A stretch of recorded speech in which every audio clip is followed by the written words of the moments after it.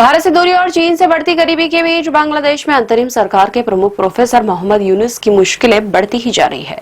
Media खबरों के अनुसार देश में बदलाव लाने के लिए राजनीतिक दलों के बीच सहमति नहीं बन पाने के कारण उन्हें काम करना मुश्किल लग रहा है। ऐसे में वे इस्तीफा देने पर भी विचार कर रहे हैं। बीबीसी बांग्ला सेवा ने छात्रों के नेतृत्व वाली नेशनल सिटीजन पार्टी के प्रमुख नाहिर इस्लाम के हवाले से कहा कि यूनुस देश उभरते राजनीतिक हालात को लेकर चिंतित है और उन्हें आशंका है कि वह अपना काम जारी रख पाएंगे या नहीं। देश में संसदीय चुनाव कराने की संभावित समय सीमा को लेकर सेना और अंतरिम सरकार के बीच कुछ असहमति की भी खबरें हैं। इस्लाम ने यूनुस के देश के मुख्य सलाहकार पद से इस्तीफे पर विचार करने की बात कही, लेकिन इस खबर पर यूनुस के कार्यालय की ओर से कोई आधिकारिक वक्तव्य जारी नहीं किया गया और इस बारे में कोई स्पष्टता नहीं है।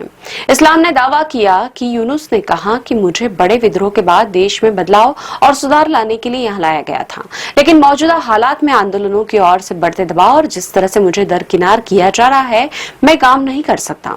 सभी राजनीतिक दल सहमति पर पहुंचने में विफल रहे हैं। इस्लाम के मुताबिक उन्होंने यूनुस से कहा कि देश की सुरक्षा और भविष्य के लिए मजबूत बने रहे और जन विद्रोह की उम्मीदों पर खरा उतरे। उन्हें उम्मीद है कि राजनीतिक दल एकजुट होकर उनके साथ सहयोग करेंगे और मुझे उम्मीद है कि हर कोई उनके साथ सहयोग करेगा। इस्लाम पिछले साल जुलाई में हुए छात्रों के आंदोलन की अगुवाई करने वाले संगठन स्टूडेंट अगेंस्ट डिस्क्रिमिनेशन के एक प्रमुख समन्वयक थे। इस आंदोलन के कारण ही तत्कालीन प्रधानमंत्री शेख हसीना को इस्तीफा देना पड़ा था और पिछले 2 दिन में यूनुस की सरकार को कई चुनौतियों का सामना करना पड़ा है, जिनमें अंतरिम कैबिनेट के अंदर बढ़ता तनाव भी है। अंतरिम सरकार ने 12 मई को शेख हसीना की अवामी लीग पार्टी की पूर्ववर्ती सरकार को रातों रात संशोधित एक आतंकवाद निरोधक कानून के तहत आधिकारिक रूप से भंग कर दिया था।